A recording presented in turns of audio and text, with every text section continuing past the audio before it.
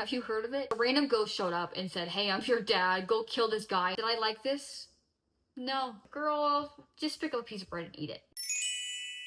I decided to start off 2026 by only reading the classics for a month, and I read Hamlet, The Trial, White Nights, and Wuthering Heights. I loved English class as a kid. I loved being assigned a new classic novel, reading it at home, getting way ahead of the chapters that I needed to, looking at the discussion questions, coming prepared, and doing a thematic circle type discussion in class the next day. I loved that so much. I remember specifically reading To Kill a Mockingbird and Frankenstein and feeling like my world was being altered when I was reading those novels. I can still think back to that, and it was over a decade ago that I read those books for the first time, and just feeling that visceral reaction in my bones where I felt like my brain was actually expanding. I loved that feeling, and so for a long time, I truly believe that my favorite genre were the classics. After reading only classics for a month, I'm kind of taking that back. I think that I was very impressionable as a young teenager, like all young teenagers are, and so I convinced myself that I love all the classics. I don't think that's true anymore, but I will say they are still important to read because we can take a lot of life lessons from them, and they're classics for a reason, but are all of them enjoyable? Well, that's what we're going to talk about. The first classic that I read was Hamlet. Have you heard of it? And spoiler warning, I'm going to be talking about in-depth plot points in all of these books. I don't really think there should be a spoiler warning because these books have been out for years. It's an understatement, especially for Hamlet. So if you don't want spoilers, I don't know what to tell you. What I'm gonna say might ruffle some feathers, but I'm pretty sure I rated this a 1.75 out of 5. And let me just say, I rated this based on how I enjoyed it. Not how good it is, not how objectively good it is, how I enjoyed it. And I just could not enjoy it because I was taken out of it so much because I was just trying to understand what this man was saying. Also, a theme for this book, and honestly, this whole video is just men who won't shut up. I do not enjoy Hamlet. He's a very annoying main character for a myriad of reasons, which I will soon get into. This whole play is based on Hamlet trying to seek revenge on Claudius, his uncle, who is now turned into the king. And Hamlet's deceased father comes and visits him and says, "Hey, Claudius killed me in cold blood, and now he has married your mother, Gertrude. You need to avenge my death. You need to kill him." And Hamlet's like, good point, but how do I know that he really did it though? That's basically the premise of the whole play. But it's not relatable in any way because Hamlet is just a douchebag. I hate him so much, and I understand he's a prince, and this was written so long ago, and I can't compare it to modern literature and how men and women should behave, but really not feeling it. Really not feeling how he did my girl Ophelia. Not feeling anything in Hamlet's mind, really. Can't relate. But what I will say, there are some really good opportunities for debate because when you have these classics, there's obviously a large market for people to discuss their differing opinions. And one of those big plot points that people discuss is Hamlet's inaction his flaw or is it his virtue? Like, look, I get it. A random ghost showed up and said, "Hey, I'm your dad. Go kill this guy." And you're thinking, should I do that thing? Yes, it's virtuous and a good idea to try to intellectually think about, is this ghost a demon or is he real? What is going on? If that happened to me, I might think twice about killing my uncle. But basically, Hamlet puts on this play that pretty much depicts exactly what he suspects Claudius of doing to his deceased father. You have a brother killing his other brother to take the crown, and all these actors are putting this play on in front of Hamlet, Claudius, and their whole family, the whole royal family. And he wants to see Claudius's reaction. But then once you actually get to the part where Claudius is acting guiltily, he has to leave the room once he sees this murder take place in this play. You think Hamlet would think, me go kill him now. This ghost told me that he was killed this way. I put on this play, he's acting guiltily, let's go do the thing. But instead he starts clapping and celebrating, and he's not taking action. He's not saying, now is the time. And then when he finally goes in to kill Claudius after some time, he sees Claudius praying, and he thinks, well, if he's repenting of his sins, then if I kill him, he'll go to heaven a clean man. I can't do it now. Hamlet just didn't want to do it. Hamlet just did not have the guts to kill him, which is very ironic because Hamlet is just such a know-it-all. He's trying to tell the actors before the play actually starts, you should act it out like this and say it with more gusto and don't do it like that. Say it like this, and he's doing a monologue to the professionally trained actors. It's like, dude, you can't even act in your own life. How are you telling the actors to act right now? Bro, sit down. And it's very irritating to read because one of my biggest gripes in any form of media is miscommunication and stalling. And that is just the epitome of what this play is. It's just stalling. It's like when Mindy is talking to King Neptune and SpongeBob and she's like, stalling. It just feels exactly like that scene when I'm reading this, but there's no subplot of seeing like SpongeBob and Patrick on David Hasselhoff and like that cool sequence. It's just Mindy talking to King Neptune and standing there. Now on to the topic of women, because we never really get to know who Ophelia is. She's basically a pawn. She is Hamlet's lover, and Polonius, her father, knows this, who is the advisor to the now King Claudius, and they use her as a way to try to distract Hamlet, to try to get him to confess to why he's acting mad, because after he sees his deceased father, he decides he's going to pretend to act mad. I don't really know why. I can't remember why he decides that that's the best course of action, but he decides to act insane. And so they try to use Ophelia as a way to decide, is he really insane? What's going on in his head? Ophelia, you should sit in the hall here. He's going to come out this way. You're going to talk to him about this, this, and this. We're going to try to see what's going on in his mind, because I think Claudius knows, hey, Hamlet's on to me. We need to figure out what he's planning, what he's thinking, and what he knows. And we're going to use Ophelia to do that. She's kind of just like a chess piece that's there, but we never know her personality, what she values. And so I think that's kind of unfortunate, and that is part of the tragedy of Hamlet, is that we don't ever really get to know Ophelia as a person. The next book that I read was White Nights by Fyodor Dostoevsky. Fyodor Dostoevsky. Fyodor Dostoevsky. Fyodor Dostoevsky. Fyodor Dostoevsky. Oh no. I can't say this. The next novel that I read was White Nights. This is a novella, and it follows the story of a lonely man in St. Petersburg and meeting a female friend and forming a short but impactful connection over the course of a few days. Basically, they meet up. He talks about his life, says that she cares for him, and vice versa. She tells him about her life. Nastinka is stitched at the hip, literally, to her grandma and is not able to live independently whatsoever. And this time last year, a man came and lived with them. They had an open room, so he paid for room and board. She fell in love with him. But this stranger had to go off for a different job. And it came to a head one night. She said that she wanted to go with him. He said that she couldn't, but he did want to be with her, and he was going to come back 1 year from that day, and they would be together after his job was complete. So she's been waiting on him ever since. The dreamer agrees to help Nastinka try to get in contact with this man because it's been a year and she hasn't seen him. So they try to deliver letters to where they think he'll be. They say show up at blank, blank, blank time, but then he doesn't show.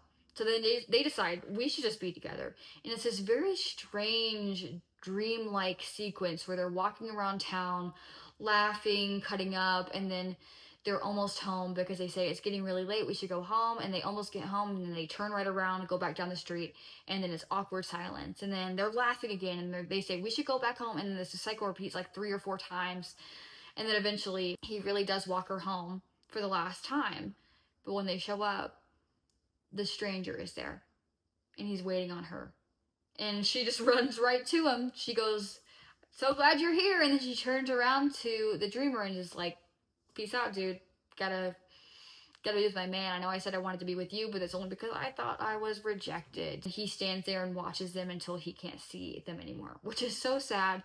This story is basically like how to get friend zoned 101. What's interesting about this novella and this main character, which we know as the dreamer, is that he is not as self-aware as he thinks he is, which I think is relatable, because one of the biggest follies of the dreamer is that he's constantly thinking. He's constantly monologuing, either out loud or in his head. And that's honestly something that I do. Sometimes I get so caught up in my own thoughts and in my own dreams that I stop living. And this is exactly the trap that the dreamer has fallen into. And that's the lesson that I love from the classics. I had a very meta moment when I was reading this novel, because I was like, I feel 14 again. This is amazing. There are so many lines in this book that I was like, I will never forget this. And the last line of the novel, which killed me, is, my God, a whole moment of happiness. Is that too little for the whole of a man's life? I'm done. He spent 5 nights with Nastinka, and it changed his whole life, and that was enough for him. But it's a very beautiful concept that even just a small moment of happiness is enough Because I think as people were always trying to chase the next big thing, the next big rush of euphoria. But isn't a little bit of peace and happiness enough? Shouldn't that be? But this is a very, very good read. I really enjoyed it. 3 out of 5. That sounds low, but the endless pages of monologuing, it was kind of a lot. I don't even know how to describe this next book. The trial. The only thing that I can say is imagine you were just shoved into an abstract painting and you can't get out. That's what the trial is like. I just constantly felt like, oh, now I'm getting a grasp of what's going on. No, I'm not. I'm inside an abstract painting and I'm stuck and I'm never gonna get out. This is a nightmare. Did I like this? No. No, I didn't. I really misunderstood the concept. I thought that this novel was a main character going on trial for murder that he didn't commit. I don't know why I thought that. You don't even know. You don't even know what this man is being tried for. And you don't know the court that is trying him. You've never heard of it before. It's not like the normal police station. It's not like a normal court. It's this other court that makes no sense. You don't know how the magistrates work. You don't know how the judges work. You don't know how the sentencing works. You don't know how pardoning works. You don't know anything. The whole time. Even at the end, you don't know anything. Which is really cool as someone who likes to understand what they're reading. But if I could do a summary, Joseph K. is a man that wakes up one morning and he's being arrested for a crime. He's not told what the crime is, but he's told that he will be put on trial. And this trial encompasses every aspect of his life. It goes over months and months and months of this trial, different court meetings that he has to make, lawyers that he hires, basically trying to figure out the system and how he can clear his name. There's a lot of moving pieces when it comes to this court system. It's not just the judges. Joseph is getting a tour from someone else who is associated with the court, and he's in the storage room and he sees the 2 officers that arrested him earlier in the book getting whipped. And he's like, whoa, whoa, whoa, whoa. I know I don't like these guys, but you don't have to whip them. And the person who is whipping them says something abrupt but interesting. He says, I'm appointed to whip, so I whip. And that is a very good thesis of what this book is. Everyone is just following their given role without any questions. I am told to do this, so this is what I do. Which lines up with a lot of the rest of this book. This mysterious court is somehow everywhere but nowhere. They're in every abandoned attic in the whole city. But a lot of people have not heard of this court. A lot of people that Joseph meets and mentions, hey, I've heard of your trial. But he doesn't know how, because even he can't hear anything about his trial. He's not being told anything. Even the lawyer is corrupt in this justice system as well. He has a long-term client because once people get into these trials, they're literally never done. And this long-term client is basically acting like a dog. He's like a dog on a leash to this lawyer because he's so believing that the lawyer can fix everything. He's literally entered this dog-like state. And Joseph sees this and is like, what the? And that dog-like state is actually foreshadowing of the last line, which Joseph screams like a dog when he is stabbed in the heart by 2 policemen, because I guess that's his punishment for whatever crime he committed, and he just goes along with it because he's entered this dog-like state as well. Overall, just really weird to read, and didn't really like it because of just how jigsawed everything felt. 2 out of 5. Wuthering Heights was by far my favorite book out of this whole video because unlike all the other novels, this one did not center on whiny, long-winded men. I was loving it. 4 out of 5. A man named Lockwood moves into Thrust Cross Grange and he goes over to meet his neighbors at Wuthering Heights. And he's like, these people are nuts. There's this man named Heathcliff there and these children. He can't figure out how they're all related, but he senses something weird going on. So he goes back home and he asks Nellie Dean, who lives with him at the Grange, what is going on with that family over there? And she's like, this has been going on for decades. Let me fill you in. Originally, a man named Mr. Earnshaw adopts a kid named Heathcliff, basically an orphan that he finds off on one of his travels, brings him home to join his daughter and son. And basically, his daughter and his new adopted son fell in love. And that starts a whole whirlwind of terrible thing after terrible thing. These characters are so messy in a way that feels actually human to me. Hamlet, White Knights, and The Trial all felt like a fever dream to me, to be honest. But this one felt really real. It's like your best friend coming over and telling you the tea about her friend's family, and you're like, whoa, that can't be real, right? But it is real. This is what this felt like. So a big theme of this story is revenge, because Heathcliff was not loved by his brother Hindley. He loved Kathy. Kathy loved him. Instead of being with Heathcliff, she decided to be with someone who gave her a more comfortable life, which was Edgar Linton. And so Heathcliff leaves Wuthering Heights for a few years, even though Kathy loves him. He never really heard that confession, so he leaves. And when he comes back, she is married to Edgar and he wants to seek revenge. And it was told from the perspective of an unreliable narrator. People debate this. I think Nellie Dean is an unreliable narrator because if you have personal attachment to a family and you've had that attachment for years and years, of course you're going to form your own opinions. And when you tell a story about this family, of course set opinions are going to come into play and you're going to show yourself as better than you probably were. For example, there's one point where Catherine Earnshaw is extremely sick. She's refusing to eat. She's refusing to drink for a few days. Edgar's angry at her, so he's not talking to her, so he's not seeing her state. Nellie Dean is. And she's irritated with Catherine because she's doing this on purpose. She's just trying to be difficult. And even as a reader, I was irritated at Catherine. I was like, girl, just pick up a piece of bread and eat it. You're not sick. You're not gonna die. Ooh, girl, I spoke too soon. Because after a few days, Nellie Dean realizes, oh, I don't know if Catherine's gonna make it. She is really, really sick. And so when she eventually goes and tells Edgar, Edgar's really angry with her. Why didn't you tell me that she was sick? When she tells this to Lockwood, she positions herself as Catherine was faking it.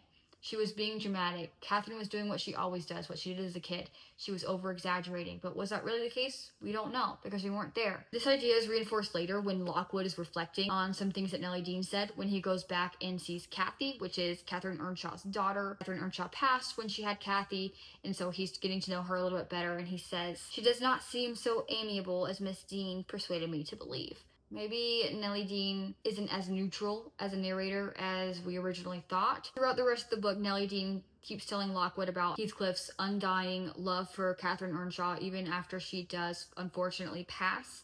She gives birth to Kathy, and Heathcliff's long-term goal for revenge is taking over the Linton and Earnshaw estates and ruining all of their legacies and making sure that he owns Wuthering Heights and the Thrushcross Grange. Overall, this book was slow, but it was really good. I really liked it. I'm nervous to see the movie because I've heard it's extremely different than the book.